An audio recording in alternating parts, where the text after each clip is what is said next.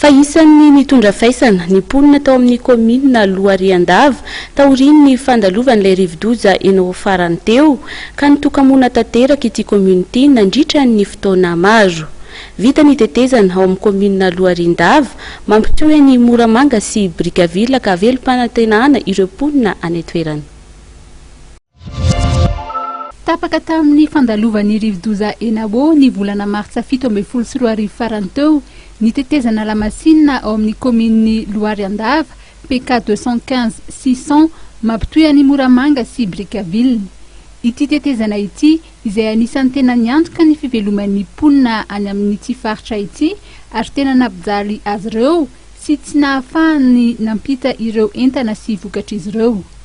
Namboarina noho izany ity tetezana ity anamorana ny fiainan'ireo mponina. Efa 10 andro monja no natanterana ny foto-drafitr'asa ary ny fitondram-panjakana no namady vola madiodio ny tetikasa.